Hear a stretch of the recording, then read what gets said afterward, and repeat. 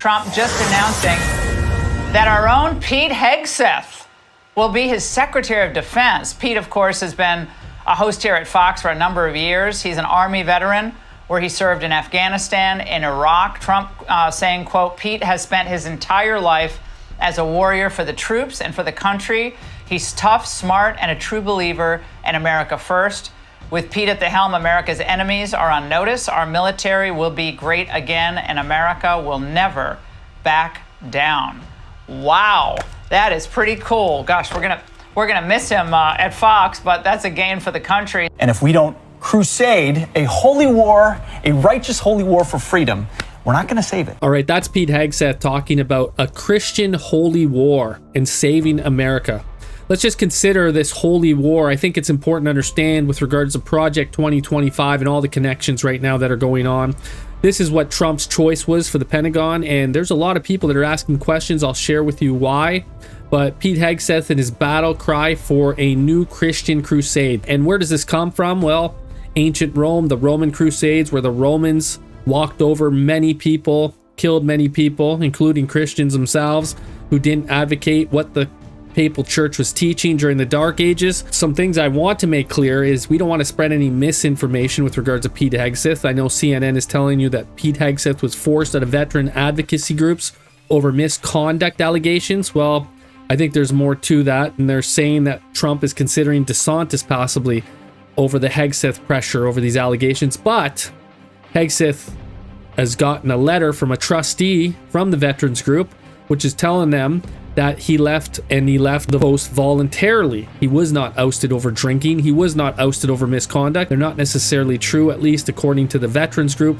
Furthermore, another thing that was happening was that they said Pete Hegseth's mother begged him to get some help. In one of her emails, she talked about his misconduct in his marriage and other things like that. But his mother came on TV to set the record straight, and she came out and said he's a warrior, he's a good man. And obviously, there's a lot going for Pete Hegseth right now with regards to becoming the Department of Defense head.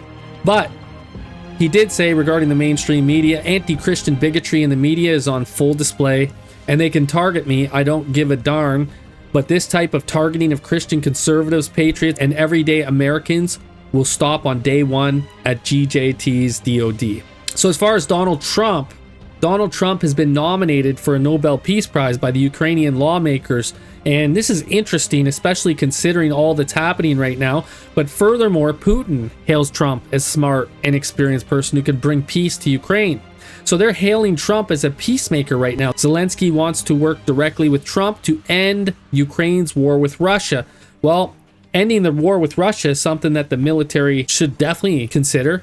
But as far as Pete Hegseth, what did he say in regards to the military and what should have been done by the Biden administration? Let's listen. One first big question. What's at stake?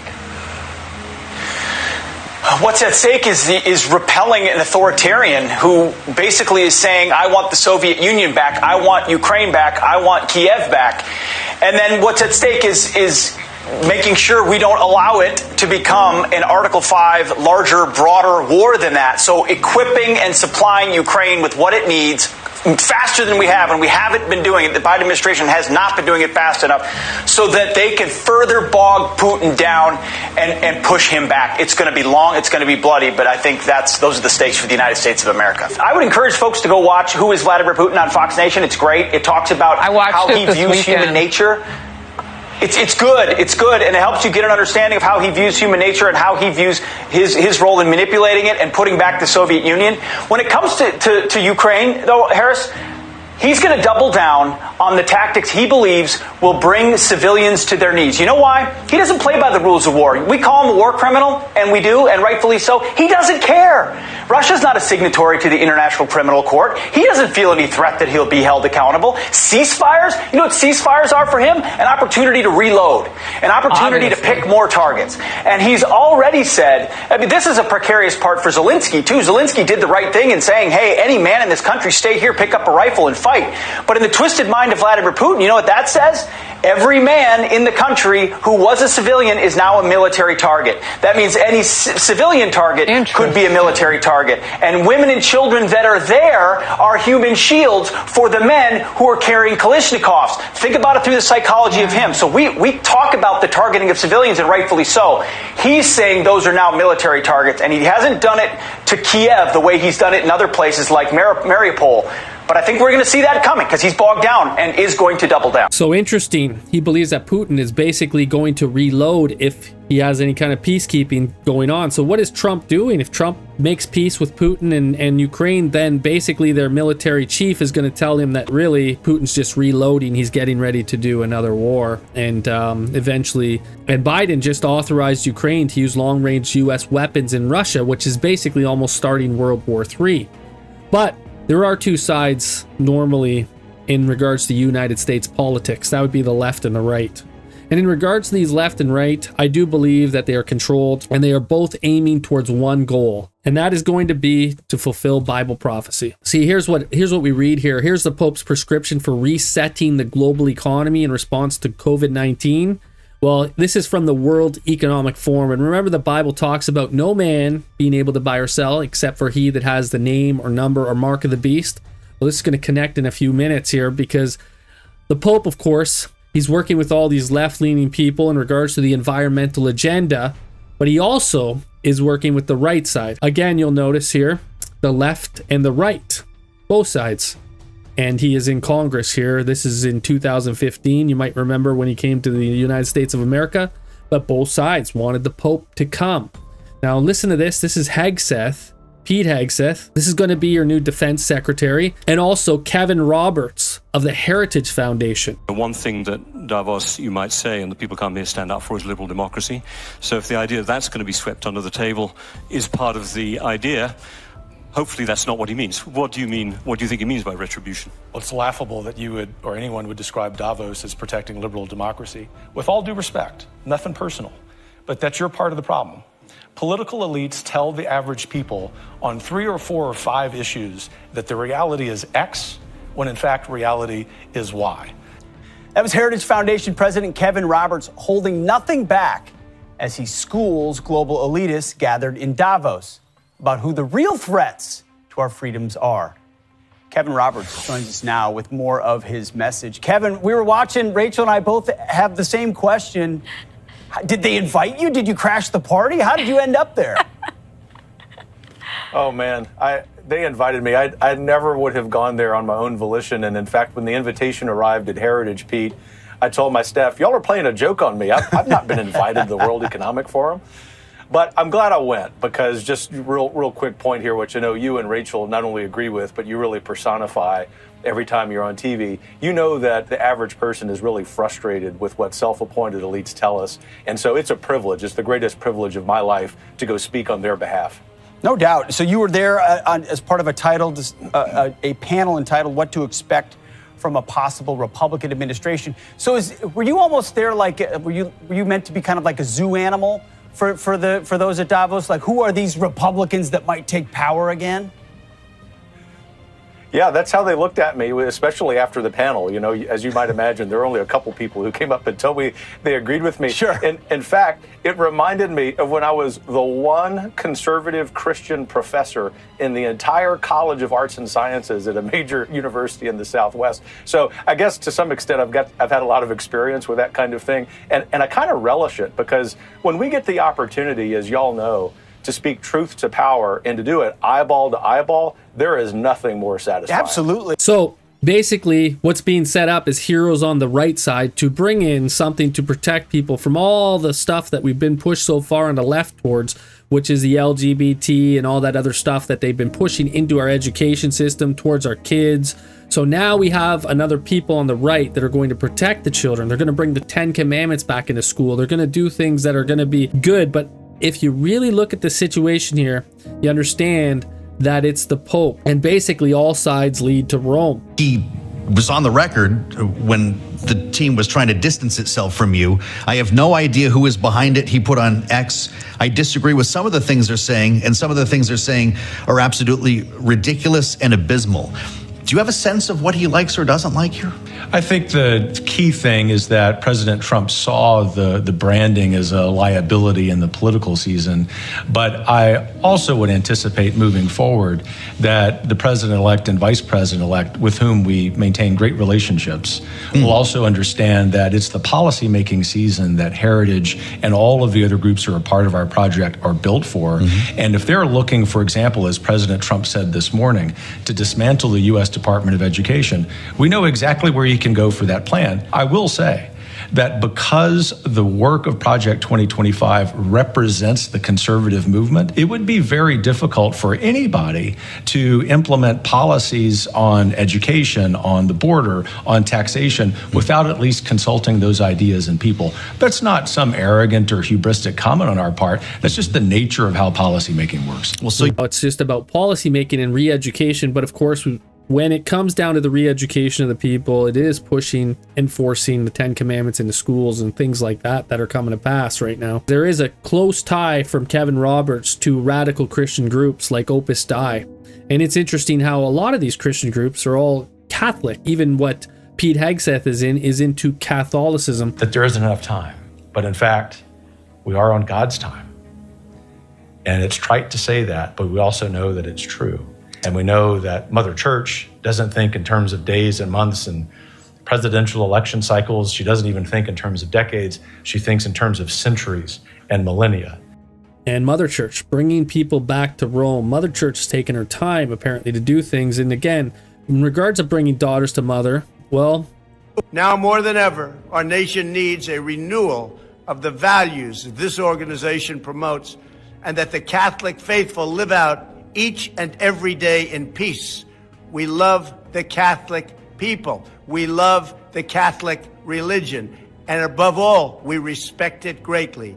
As president, I will always support you in your effort to serve our fellow citizens and to lift up all humanity.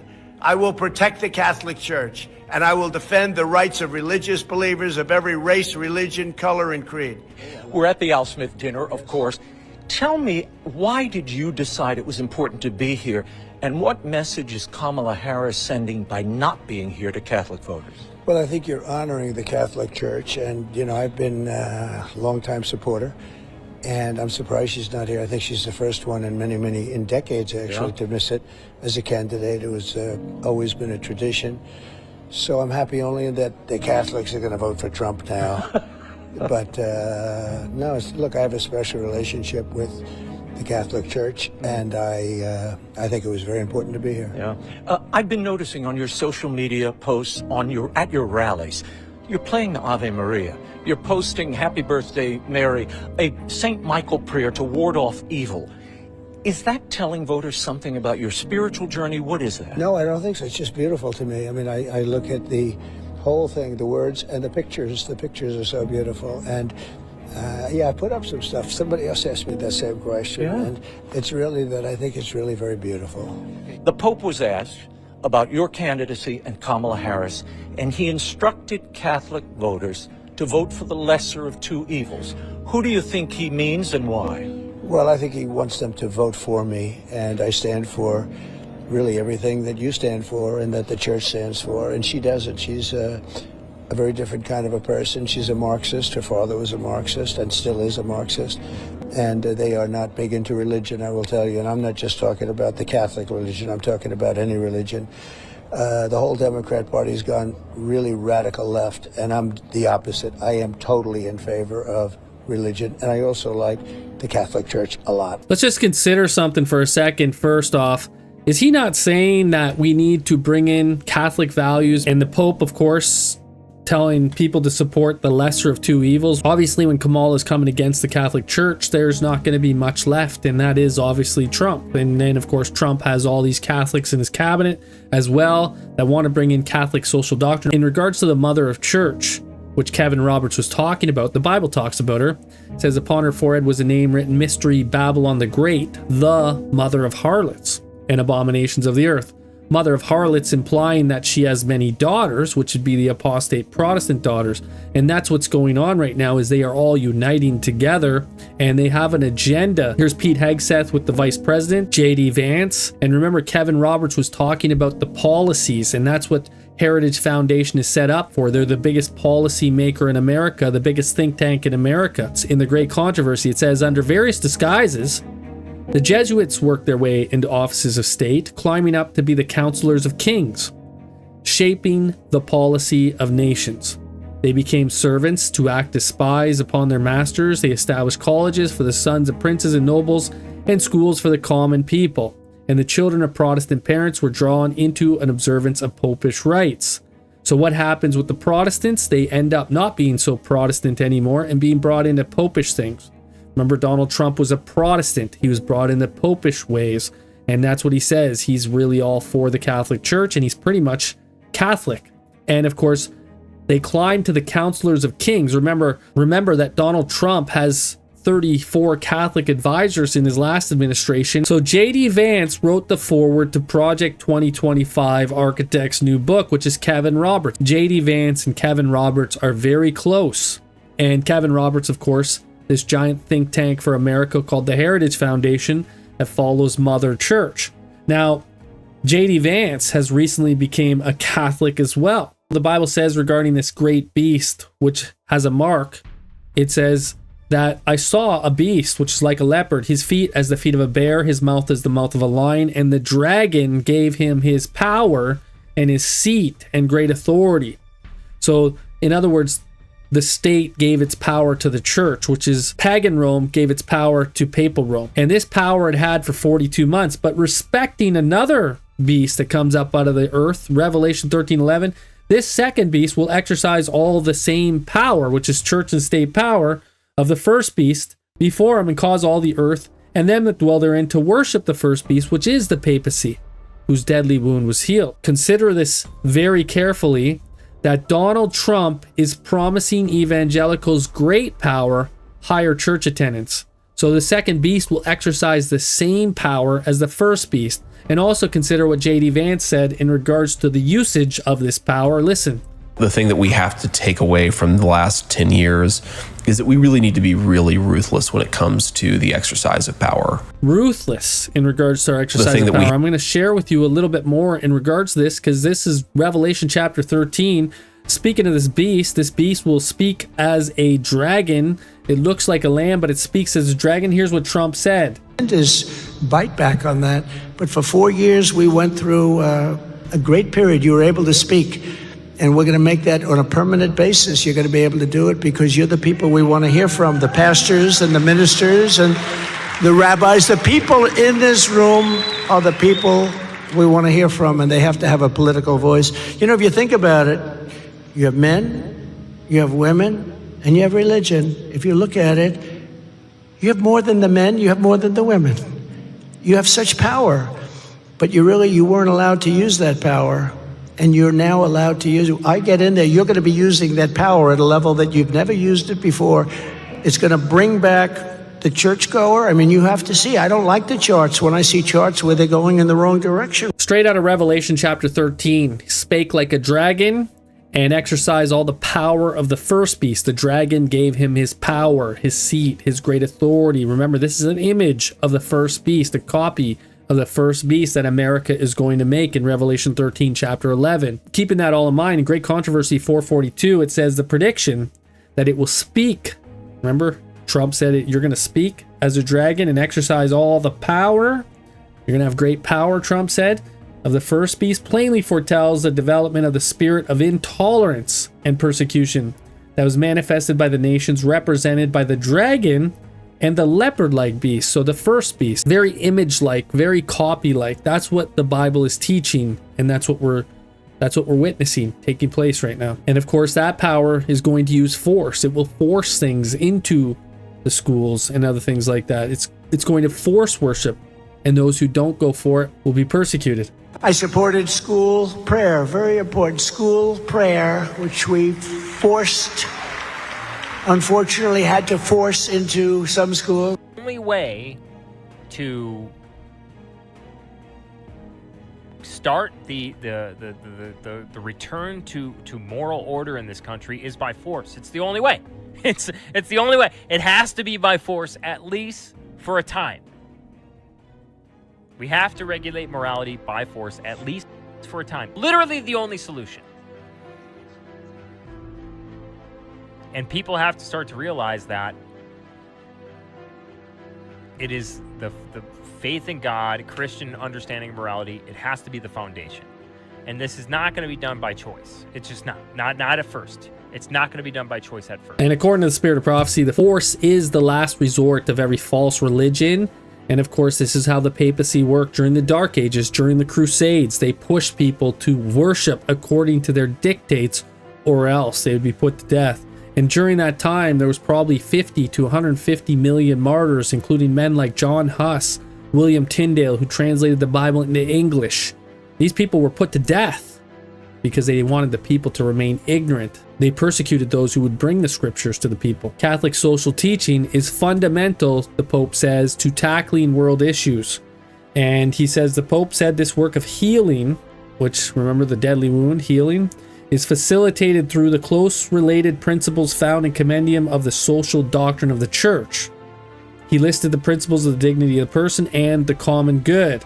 Now, I'm going to go into this a little bit more with regards to the common good, because he also says in the Catechism, in respecting religious liberty and the common good of all, Christians should seek recognition of Sundays and the Church's holy days as legal holidays. Now, this is your Catholic Social Teaching, part 68. There's actually a chapter entitled Rest from Work, which is actually to seek Sundays and the Church's holy days to be recognized as legal holidays. In other words, Sunday laws.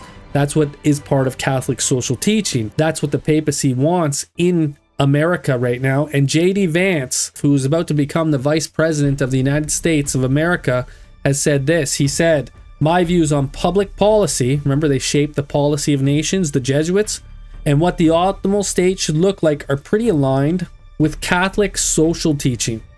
Catholic social teaching. What is Catholic social teaching again? We just looked at it. Sunday. Sunday is part of Catholic social teaching. Sunday is for the common good of all. So therefore, Sunday laws being part of the state is actually aligned with what J.D. Vance would have us believe. In fact, J.D. Vance attended a biblical lawmaking academy at Steubenville Conference. You can see him in the picture here. And in this conference, they talked about Sunday laws. You'll notice the background behind J.D. Vance. Well, here's one of the speakers right here speaking. Listen to what he had to say. The public ordination to God is something that has suffered badly in recent decades, but it is easily restored. And I would say it is enacted and continues to be on the books in many different states in the way of blue laws, of Sabbath laws. If you've been following our disputes, we've been proponents of Sabbath laws. A restoration of the Sabbath is the most concrete and material gift that we can give to our nation. And that's what J.D. Vance says in regards to Catholic social teaching, Sunday laws, and even Kevin Roberts of the Heritage Foundation says Sunday laws are going to be made. Our recent explication, or one recent explication you might have seen, you might have even signed, called for, quote, restoring to our nation a proper public orientation toward the virtues of patriotism and courage, honor and loyalty, religion and wisdom, man and woman, the Sabbath and the sacred, and reason and justice. Again, Sabbath laws, Sunday laws coming. You'll notice in this NBC article, they're talking about Barry, who wrote part of Project 2025, and he said he worries that God ordained the Sabbath as a day of rest. And until recently, the Judeo-Christian tradition sought to honor that mandate by moral and legal regulation of work on that day. They're talking about legal regulation on Sunday, Sunday laws. It's right in your newspaper. It's front page news for today. Seizing your Sunday. Christian nationalists in Project 2025, radical scheme to remake your weekends. Heritage President Kevin Roberts, there's no doubt that Trump will implement Project 2025. Project 2025, which means Sunday laws. But also, regarding the mark of the beast, the papal mark, what do they tell us? Of course, the Catholic Church claims that the change, Saturday to Sunday, was her act, and the act is a mark of her ecclesiastical authority in religious things. So she claims to have changed Saturday to Sunday. Furthermore, she also says Sunday is our mark of authority. The Church is above the Bible. And this transference of Sabbath observance is proof of that fact, transferring the Sabbath from Saturday to Sunday. The Pope knows that the Sabbath is on Saturday, and she claims that to change that is a mark of her ecclesiastical authority, but furthermore, that those religious bodies that go along with her are accepting the mark of the papacy. The beast is the papacy. And since it's the mark of the papacy, it is also the mark of the beast. And to enforce Sunday laws by law, forcing people to be unable to buy or sell on these days, we're going to have a CBDC. We're going to have a lot of things implemented that are going to force people in line with the Catholic social teaching. But again, Trump, remember, he shunned Project 2025 is ridiculous. Well, now he's staffing up with them. And really, not that at Heritage we feel either entitled or defensive about Project 2025. We just are resolute because it's now policy-making season. This is something that we've done for 44 years, since 1980 with Ronald Reagan. We understand that, of course, President-elect Trump and Vice President-elect Vance will make all the decisions. Having said that, Project 2025 is the single greatest, biggest scope of personnel and policy work that's ever happened, and we're very proud of it. It represents several dozen million Americans, if you think about the 110 organizations who are part of it. Once again, totally up to the president-elect and vice president-elect. We operate in service to them and to the American people, but ultimately, to get to the heart of your question, Joe, the American people have won here, and we look forward to playing whatever role, formally or informally, that we can to support that. Well, did you anticipate the backlash? You mentioned Ronald Reagan. The mandate for leadership was something that was actually pretty well received as a policy paper. It helped to put Heritage on the map. Was this supposed to be another version of that, or sort of a quiet policy paper that you would provide whatever the incoming administration would be? It is very much designed, as all of our previous projects have been designed, which is to be of service. And if I had to predict, the next administration is going to be filled with excellent men and women, not just because of the work we did, but most importantly because of the great acumen of the president-elect and vice president-elect and the team that they're already assembling. We learned one name just over the weekend. It's Tom Homan, who's going to be the border czar, as Donald Trump is referring to it. And that was from a post on Truth. Tom Homan is also a visiting fellow at Heritage. He's a good friend. I was texting him earlier, congratulating him on that. And look, the most important thing, forget Tom's professional affiliation, forget that he was a Project 2025 author. The most important thing is that he is aligned not just with President Trump, but also with the American people who want to bring an end to the ridiculous disorder on the southern border. Tom's going to do a great job there. In other words, Joe, neither today nor a year from today am I going to be sitting in my office at Heritage sort of keeping score about who's in the administration and not. That's not why we do what we do. We exist every day to be of service to the American people and to the administration. For that matter, if the Democrats had won, and although it would have been very surprising for them to have called us and say, you got a name for so-and-so agency, we would have done that too. This is the whole point about the work that Heritage does. Here's another one. Holman, which is going to be the border czar. So this war has to do with secularists, which are going to be those who oppose church and state unions, and of course, far more than just getting the Mexicans out and rounding up the Mexicans and the other foreigners. Trump is explaining that his militaristic plan to deport 20 million people, 15 to 20 million people. He's planning to actually deport people with the military. He's planning to bring the military into America with men like Tom Homan and also, of course, Pete Hegseth. And so this is actually going to be a holy war, they say. Yeah, some people are wondering about Pete Hegseth with regards to his tattoos on his chest. Those tattoos are a symbol of the Jerusalem cross, which was used during the Crusades, but it also has been adopted by the Jesuits. Rand Paul gets lit up for dissent against plans for military to round up illegals. Well, it's not right. It's illegal to actually bring the military onto American land. And once the military is on there, you're not going to be able to fight back. You see, they push you all the way to the left. They bring all these people into America. And so they create the problem. And now they're coming up with the solution. And what is the solution? We're going to have to get rid of some of these people. And the way in which we get rid of these people is to bring the military onto our own land. To get rid of them, we're going to round them up using the military. Hegseth has several tattoos he's known for. In regards to these tattoos, he has another tattoo in Matthew 10:34, which reads, "Do not think that I've come to bring peace on the earth. I have not come to bring peace, but a sword." Pretty obvious, right, what's going on here with regards to where they're pushing. I want you to just hear regarding his book and the crusades that he talks about with regards to American crusades. Listen. It's all about education. What are the kids learning in media, in school, middle school, high school, colleges? We make a lot of assumptions about where our culture is, and we're wrong. And if we don't crusade, a holy war, a righteous holy war for freedom. We're not going to save it. And thank God we have Trump now, but we got to do it for the next generation. America has the top economy and military in the world, but our cultural and educational institutions, America's soul, have succumbed to leftist rot. Our time calls for an American crusade, yes, a holy war for the righteous cause of human freedom. Wow. And he's in charge of the military. You have to remember this. This is the same thing that happened during the Dark Ages. And this symbol has been adopted by the Jesuits. There is a war being made. And remember Revelation chapter 12:17, they made war with the remnant of her seed, which keep the commandments of God and have the testimony of Jesus Christ. It's a dragon, but the dragon is using several powers, whether it be the beast of Revelation, the first beast of Revelation 13, or the second beast of Revelation 13 that spake like a dragon. This is an image to the beast. When you talk about an American crusade, it was a Roman crusade. So now you're going to have an American crusade. Now you're going to have something that looks like Rome and what happened to Rome during the Dark Ages. This is an image of the first beast. It's a copy of the first beast. And that's the name of his book, American Crusade, Pete Hegseth.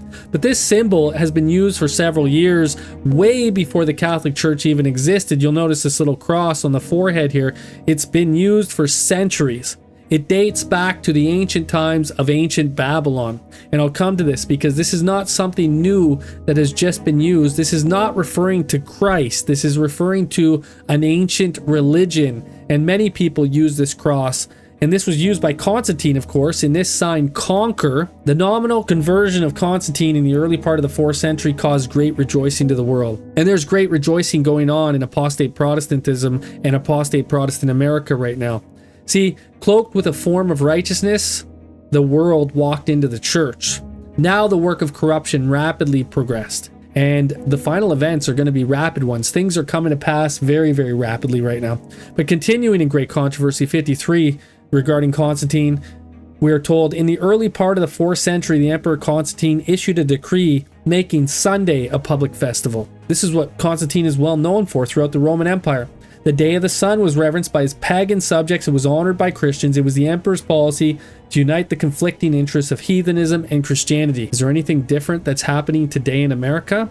Are we not about to unite heathenism and Christianity? This is the cross of Tammuz here. This is the same cross that was used by Constantine. And this goes back to ancient Babylon, long before Christ's crucifixion. This cross symbolized the Babylonian god Tammuz, who was killed by a wild boar. In his honor, women spent 40 days weeping for him, the origin of where you get Lent. That led to Easter. Therefore, the ashes placed on the forehead or third eye is not a biblical tradition. Rather, it's symbolic of the sun god, whose name in Greek is Apollo. So it's called the mark of Tammuz, which has to do with the sun god. The mark of the beast is Sunday. So the mark of ancient Babylon is Sunday keeping, and all this Sunday keeping comes from sun worship. Again, the Trinity got its start in ancient Babylon with Nimrod, Tammuz, and Semiramis. Semiramis demanded worship for both her husband and her son, as well as herself. She claimed that her son was both the Father and the Son. Yes, he was God the Father and God the Son, the first divine, incomprehensible Trinity. That's from the Two Babylons by Alexander Hislop, page 51. Now, when you consider this, and keep this in mind, this is why they would tell you straight up that Sunday was a day exalted among the heathen, being a day on which they worship the sun. This is Catholic reasons for keeping Sunday, they tell us, because it is a day dedicated by the apostles to the most holy Trinity. Sunday is dedicated to the Holy Trinity. Why? Because it comes from the time of Nimrod, Tammuz, Semiramis, sun God worship, sun worship. They pushed it on the people through war. King Clovis in 496 AD, he was baptized. You'll see this symbol they used, the fleur-de-lis. That was a symbol of the Trinity. You can see it used by King Clovis here in the picture. They use it with the triquetron, stained glass and windows in the churches and stuff like that, the fleur-de-lis, and also the triquetra together and the triangle. These are all symbols of the Trinity. 508 AD, Clovis defeated the Arian Visigoths and drove them into Spain, and it was called a theological victory for the Bishop of Rome. Why was it a theological victory? Well, it had to do with the Trinity. According to A.T. Jones, he says, thus the bloody course of Clovis glorified by Catholic writers as the triumph of the orthodox doctrine of the Trinity over Arianism. This was the victory over the Visigoths, the triumph over the doctrine of Arianism with the Trinity doctrine. And the Emperor Justinian 30 years later made a decree, and he said, concerning the most exalted Trinity and the Catholic faith, and providing that no one shall dare to publicly oppose them. This was state law. Sun worship was forced by law. Babylonian sun worship, and of course, the day dedicated to the Trinity was Sunday. Furthermore, in this Justinian code, it tells us that the emperors, Gratian, Valentinian, and Theodosius, to the people of the city of Constantinople, we desire that all peoples subject to our benign empire shall live under the same religion. That the divine Peter, we should believe that the Father, Son, and Holy Spirit constitute a single deity, endowed with equal majesty and united in the Holy Trinity. This was the law of the land. Furthermore, it says, let those who do not accept those doctrines cease to apply the name of true religion to their fraudulent belief, and let them be branded with their open crimes, and having been removed from the threshold of all churches, be utterly excluded from them, as we forbid all heretics to hold unlawful assemblies within cities. If, however, any seditious outbreak should be attempted, we order them to be driven outside the walls of the city with relentless violence. So no assemblies. Were you a Sabbath keeper back then? No assembly for you. Did you not believe in the Trinity back then? No assembly for you. They were forbidden. Not only forbidden, but you were forbidden to even try to go to their churches and try to share with them regarding the truth about the Father, Son, or the truth about Sabbath worship. Those things were forbidden. And they put people out of the synagogues, and they would also persecute them to death. And no new thing under the sun. The thing that has been is the thing that is. So therefore, the same history is about to repeat itself. As the Bible says, there was a beast, and there will be an image to the beast. Babylon is fallen. History repeats itself, and that's what we see. Again, 50 to 150 million martyrs of the church, persecuted all in the name of Jesus.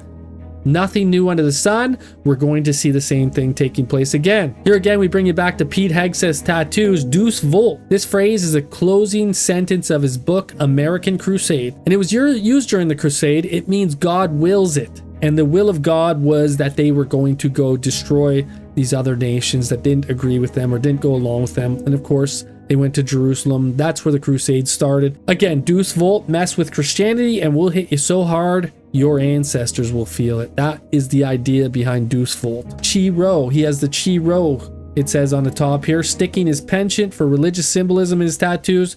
Hegseth tattooed the Greek letters Chi and Rho on his upper arm. Some people call it the Chi Chi Society. These are the symbols, P and the X, Rho Chi, and then a 33 number, the highest number in Masonic religion. But of course, this was a symbol that Constantine conquered with. And of course, in this sign, conquer, and you know how the rest of the story goes, it was about Sunday and sun god worship. Let's listen to what the Catholics tell us themselves.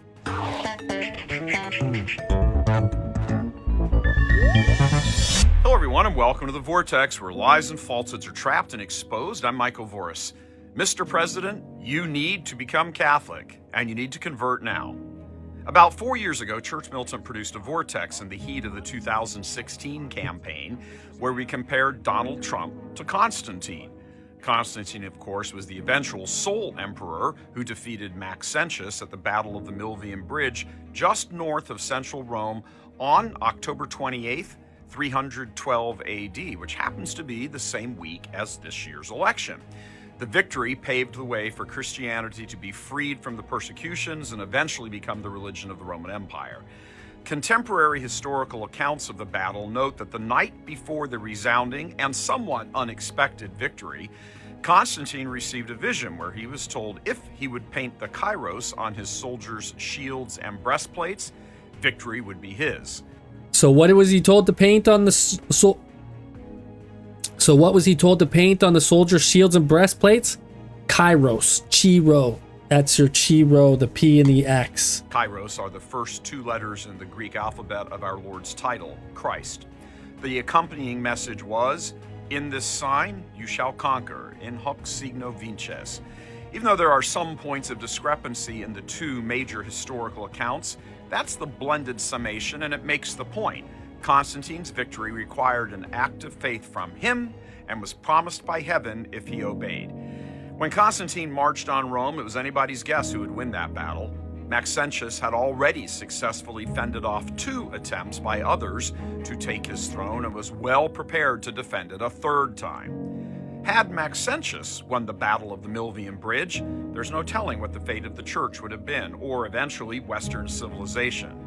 Yes, the battle was that important. Everything hung in the balance. Fast forward 1700 years.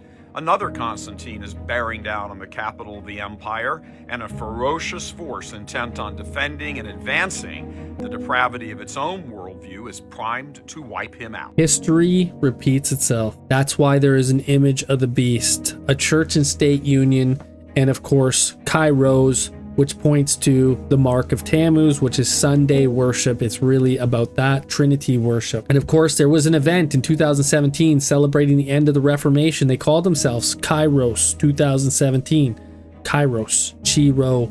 And then furthermore, Kenneth Copeland and others were there. They were talking about making connections, building bridges, coming together, putting differences aside, putting divisions aside, and uniting to help heal the wounds of the past, as it says down here. What does Revelation 13:12 talk about? He exercised all the same power of the first beast, whose deadly wound was healed. And then furthermore, they talk about it as well. This unity is not about doctrine, they say.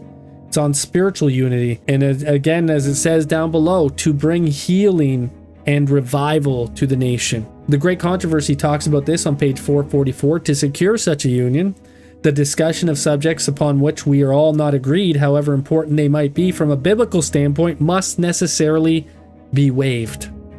But there is a certain doctrine that they won't waive. There's 2 of them.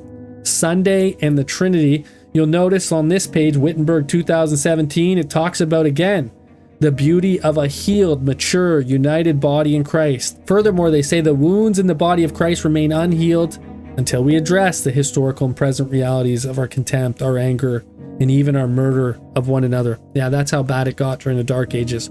There was a lot of murder. Remember, 50 to 150 million people? That should be addressed. And of course, the Pope has been apologizing, trying to heal the wounds of the past, heal the wounds of division. Division is a wound, and they basically are healing that wound, and they're uniting. But in regard to this unity, this is what it says on the same website. It says, our hope for Christian unity is rooted in the love of the Trinity, in love for who they believe to be God. Check out the video that I recently did in regards to Twitter and X.com, because it's all connected. And remember, they have a Department of Government Efficiency. They want to redo the education system. It's all about bringing the 10 Commandments into schools. I'm going to do another video on that shortly. But this is what we're told in Great Controversy again, is the question of enforcing Sunday observance is widely agitated.